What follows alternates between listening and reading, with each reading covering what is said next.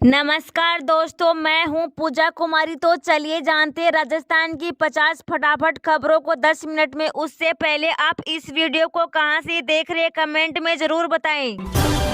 पूर्व सीएम ने मुख्यमंत्री बजनलाल को पत्र लिखकर कर डाली ये मांग, जानेंगे तो आप भी रह जाएंगे। राजस्थान में सरकार बदली तो विदेश में शिक्षा ग्रहण करे बच्चों की एजुकेशन पर भी तलवार लटक गई है। जी हां, राजस्थान में सरकार बदलने से विदेश में पढ़ रहे 346 बच्चों का भविष्य अधर में लटक गया है। इसको लेकर पूर्व मुख्यमंत्री अशोक गहलोत ने मुख्यमंत्री बजनलाल शर्मा को एक पत्र लिखकर Rajiv Gandhi scholarship for academic excellence योजना को लागू करने की मांग की। मीडिया रिपोर्ट की माने तो राजस्थान के पूर्व मुख्यमंत्री अशोक गहलोत ने मुख्यमंत्री बजनलाल शर्मा को पत्र लिखकर Rajiv Gandhi scholarship for academic excellence योजना को लागू करने की मांग की है।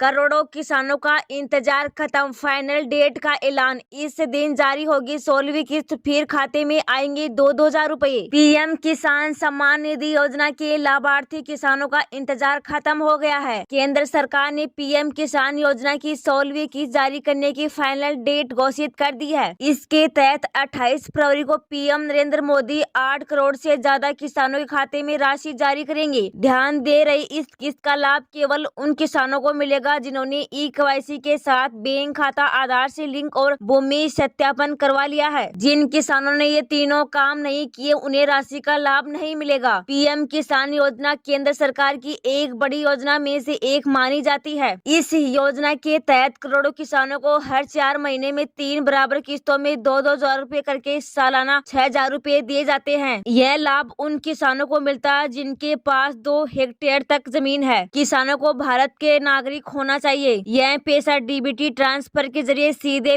किसानों के खाते में भेजा जाता है। पीएम योजना के नियमानुसार पहली किस्त अप्रैल-जुलाई के बीच, दूसरी किस्त अगस्त से नवंबर के बीच और तीसरी किस्त दिसंबर से मार्च के बीच जारी की जाती है। इस क्रम में अब 16वीं किस्त 28 फरवरी को जारी होने वाली है। इसके तहत पीएम नरेंद्र मोदी किसानों के खाते में 2-2 हजार रुपए भेजेंगे।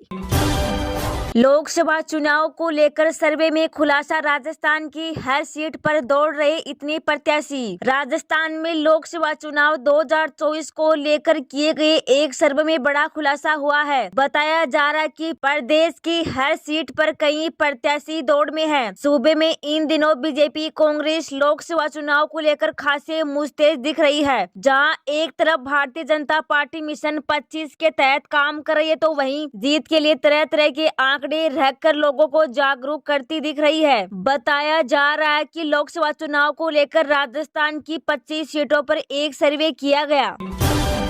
बेटी के लिए एसएसवाई में हर रोज जोड़े 100 रुपए, मिच्योरिटी पर बन जाएगा 16 लाख का फंड। जानिए कैसे। देश में बेटियां हर क्षेत्र में आगे बढ़कर अपना नाम रोशन कर रही है, तो वहीं सरकार भी चाहती है कि माता पिता और अभिभावक अपनी बेटियों के सपने पूरे कर पाए, जिसे नौकरी या बिजनेस करते हुए छोटे छोटे पैसे को निवेश कर मोटा फंड जमा कर पाए, जिससे उच्च शिक्षा के साथ साथ उनकी शादी के खर्चे को उठा पाए। इसके लिए सरकार सुकन्या समृद्धि योजना को संचालित कर रही है। मौजूदा समय में इस योजना पर निवेश पर 8.2% के दर से ब्याज दे रही है। ऐसे जो लोग बेटी के अभिभावक या फिर माता पिता है जो बेटी के लिए पढ़ाई लिखाई के लिए मोटा फंड जमा करना चाहते हैं, तो आपको चिंता करने की जरूरत नहीं है। मोदी सरकार की इस बेहतरीन स्कीम में यानी सुकन्या समृद्धि योजना में आप अपनी बेटियों का भविष्य और सुनहरा और उज्जवल बनाने के लिए छोटे से पैसे को निवेश कर शुरुआत कर सकते हैं। केंद्रीय मंत्री गजेंद्र सिंह का बड़ा दावा, 2024 के लोकसभा चुनाव में भाजपा जीतेगी राजस्थान की 25 सीटें। देश में लोकसभा चुनाव की घोषणा मार्च में कभी भी हो सकती है। ऐसे में भाजपा पूरी तैयारी के साथ चुनाव को कैसे जीता जाए इस तैयारी में लगी है। इस कड़ी में केंद्रीय मंत्री और जोधपुर से सांसद गजेंद्र सिंह शेखावत ने गुरुवार को एक बड़ा बयान दिया और दावा भी किया है कि आगामी लोकसभा चुनाव में राज्य में भारतीय जनता पार्टी एक तरफा जीत हासिल करेगी। मीडिया रिपोर्ट की माने तो केंद्रीय मंत्री ने कहा कि 2024 लोकसभा चुनाव में राजस्थान की सभी 25 सीटें पर कमल खिलेगा। शेखावत ने कहा कि भाजपा केवल चुनाव के लिए सही नहीं बल्कि पूरे वर्ष 365 दिन काम करती है।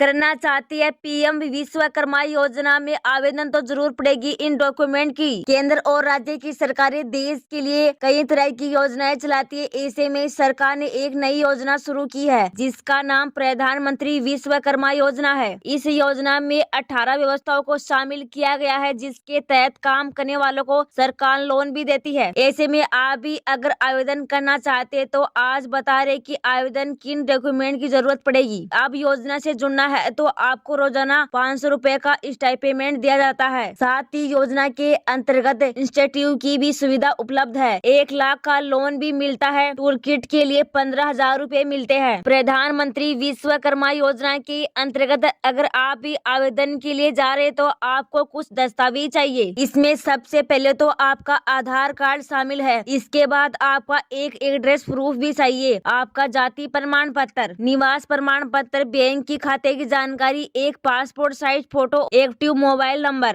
नंबर और आधार वेरिफिकेशन करने के लिए अपना मोबाइल ऑथेंटिकेशन और आधार KYC करे। कारीगर पंजीकरण फॉर्म आवेदन करे। पीएम विश्वकर्मा प्रमाण पत्र, विश्वकर्मा डिजिटल IT और प्रमाण पत्र डाउनलोड करे। योजना के सभी घटकों के लिए आवेदन करे।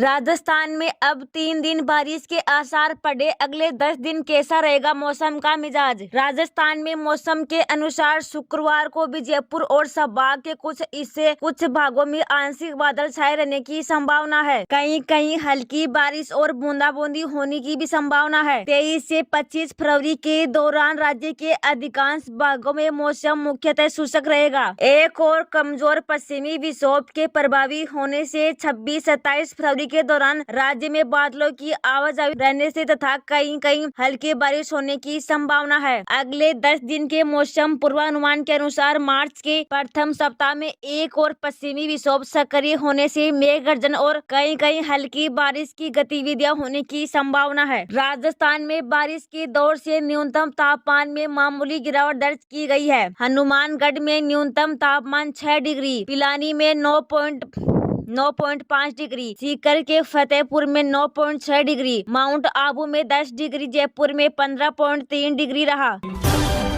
पीएम खाते में आप भी बदल सकते हैं नॉमिनी। बड़ा ही आसान है प्रोसेस। आप जॉब करते हो और आपकी सैलरी से पीएफ कटता है और इतना ही पैसा आपके ऑफिस की तरफ से एक पीएफ अकाउंट में जमा होता है। ऐसे में आप भी जरूरत के समय इस पैसे का उपयोग कर सकते हैं। इसके साथ ही आप चाहे तो पीएफ खाते में अपना नॉमिनी भी चेंज कर सकते हैं। तो आइए जानते हैं इसकी पूरी प्रोसेस क्या है। इसके लिए आपको सबसे पहले EPFO की आधिकारिक वेबसाइट पर जाना है, जिसके बाद आपको सेवा वाले क्लब पर जाना है और इसी सेक्शन में कर्मचारी वाले विकल्प पर क्लिक करना है। इसके बाद आपको मैनेज वाले सेक्शन पर जाना है और आपको अपना UAN नंबर दर्ज करना है। इसके बाद अपना पासवर्ड भरकर लॉगिन करना और फिर प्रबंधन के अंतर्गत ई नामांकन पर क्लिक करना है। इसके बाद आपको अपने परिवार की घोषणा को अपडेट करने के लिए वहाँ वाले विकल्प पर क्लिक करना है। पारिवारिक डिटेल जोड़े वाले विकल्प को चुनना और आप भी यहाँ पर एक और नॉमिनी को जोड़ सकते हैं। इसके बाद नामांकन विवरण पर क्लिक करना है और फिर EPF नॉमिनेशन वाले विकल्प पर क्लिक करना है। इसके बाद ई साइन वाले विकल्प को चुने, फिर आधार कार्ड से लिंक कर मोबाइल नंबर पर आए OTP को भरे और सबमिट कर दे। आपका नॉमिनी चेंज हो जाएगा।